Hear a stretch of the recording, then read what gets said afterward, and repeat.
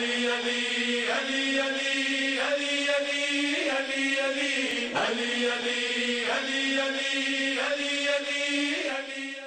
باللہ من الشیطان الرجیم، بسم اللہ الرحمن الرحیم۔ الحمد للہ رب العالمین، والصلاة والسلام علی سیدنا و مولانا ابی القاسم محمد، اللہم صلی علی محمد وآل محمد وآلہ الطیبین الطاہرین المعصومین المظلومین المنتجبین الاخیار، ولعنۃ اللہ علی اعدائہم الاشرار۔ ناظرین محترم، تمام وہ لوگ جو کہ معارف ولایت چینل کو فیس بک میں یوٹیوب پہ فالو کرتے ہیں، ان سب کو اپنی طرف سے اور ہماری پوری ٹیم جو حضرات اس حوالے سے خدمت انجام دیتے ہیں، ان سب کی طرف سے آپ سب کو انتہائی مبارکباد پیش کرتا ہوں۔ ایام رجب کے حوالے سے مولا علی علیہ السلام کی ولادت قریب ہے، اس مقدس دن کے حوالے سے، اور معارف ولایت چینل نے ایک شاید اردو زبان کی تاریخ میں یہ پہلی کوشش ہے جس کو انجام دیا ہے کہ مولا علی علیہ السلام کے حرم مبارک میں جو قدیمی آثار ہیں ان کے حوالے سے معلومات لوگوں تک پہنچائی جائیں، خاص طور پہ وہ چیزیں، وہ کتیبے، وہ اشعار، وہ عربی میں لکھی گئی چیزیں جو ضریح پر یا گنبد پہ یا حرم کی دیواروں پر موجود ہیں، اور یہ پہلی کاوش ہے۔ میں دعا گو ہوں کہ انشاءاللہ پوری ٹیم اسی طریقے سے سرگرم عمل رہے اور خداوند متعال ہم سب کو توفیق دے کے اچھے سے اچھے طریقے سے حرم امیر علیہ السلام کے حوالے سے اپنی خدمات کو ہم لوگ پیش کر سکیں۔ آج کی جو پہلی ہماری کاوش ہے اس میں کوشش یہ کی گئی ہے کہ مولا علی علیہ السلام کی ذریح مبارک پر جو اشعار درج ہیں ان اشعار کو آپ کے سامنے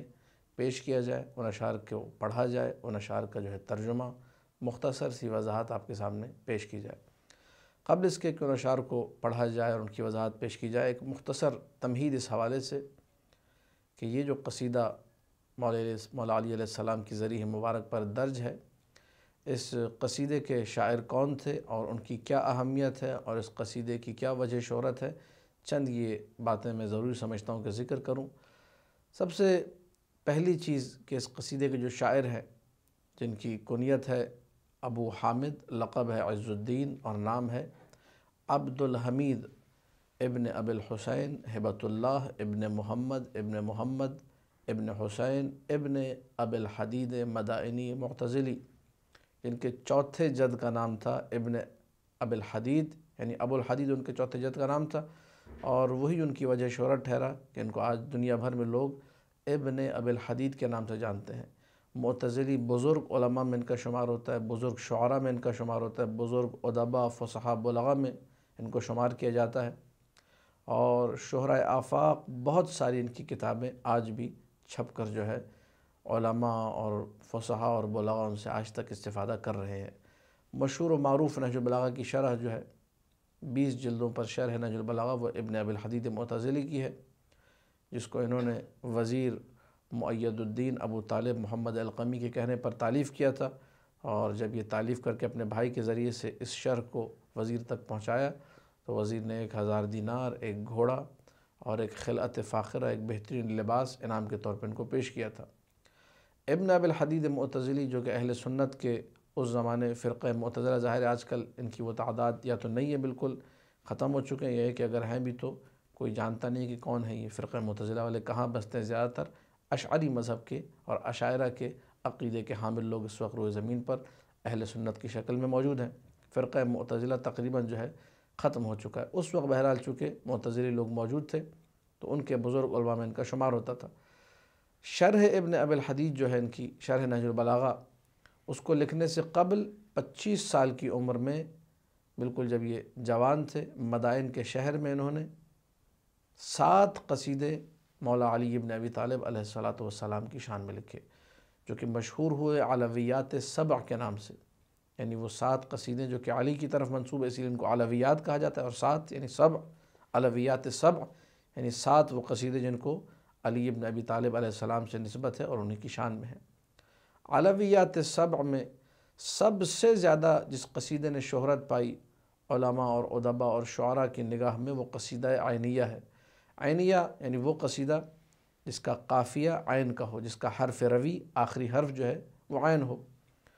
تو چونکہ اس قصیدے کے تمام اشعار جتنے بھی ہیں ان کے آخری جو حرف آتا ہے اس میں عین کا استعمال ہے، مصرع ثانی جو اس میں عین کا استعمال ہے، بیت کا اختتام جہاں پر ہوتا ہے اس میں عین کا استعمال ہے، اس کو عینیہ کہا گیا ہے۔ اور اسی قصیدہ عینیہ چونکہ تمام 7 قصائد کے اندر بھی یہ نمایاں رہا، اس کی شان، اس کی شوکت سب سے زیادہ اوپر رہی، تو اس کو جو ہے زری ہے مولا متقیان پر لکھا گیا۔ لیکن ظاہری سی بات ہے ابن ابی الحدید نے جو 7 قصیدے کہے تو اس میں 392 اشعار تھے، اور یہ جو قصیدہ تھا قصیدہ عینیہ اس کے 82 اشعار تھے۔ سارے اشعار جو ہے زری پر آ بھی نہیں سکتے تھے، لہٰذا اس میں سے کچھ اشعار کا انتخاب کیا گیا۔ ان 82 اشعار میں سے 27 شعر جو ہے زری مبارک پر درج ہیں۔ اسی طرح جو حضرات زیارت کرتے ہیں اگر وہ اپنی نگاہوں کو دوڑائیں تو ان کو جو ہے گنبد کے اندرونی حصے پر بھی یہی اشعار لکھے ہوئے نظر آئیں گے، اور میرے لیے بھی سعادت کی بات ہے کہ میں یہ سعادت حاصل کر رہا ہوں، یہ مجھے مقام ملا، یہ توفیق الہی میرے شامل حال ہوئی کہ ان اشعار کو ترجمے کے ساتھ اور مختصر توضیح کے ساتھ آپ کی خدمت میں پیش کر سکوں۔ تو شعراء حضرات بہتر جانتے ہیں ان چیزوں کو، کچھ اصطلاحات ظاہر عوام الناس شاید ملتفت نہ ہو، لیکن بہرحال میں ذکر کر رہا ہوں تاکہ شعراء انشاءاللہ ان اشعار کو سن کر ہمارے ان کلپس کا مشاہدہ کر کے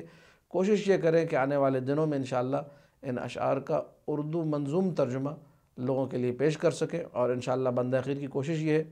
کہ اگر خدا نے مجھے توفیق دی تو انہی اشعار کی پورے قصیدہ عینیہ کی مطلب شرح کو جو ہے چھاپا جائے اردو زبان میں، اور اس میں انشاءاللہ جن شعراء نے بھی یہ توفیق حاصل کی منظوم ترجمہ بھی اس کا انشاءاللہ چھاپ کر جلد از جلد موالیان حیدر کرار اور شیعان حیدر کرار کے درمیان اس کو تقسیم کروایا جا سکے تاکہ سب لوگ اس سے استفادہ کریں اور مولا کی مدد سے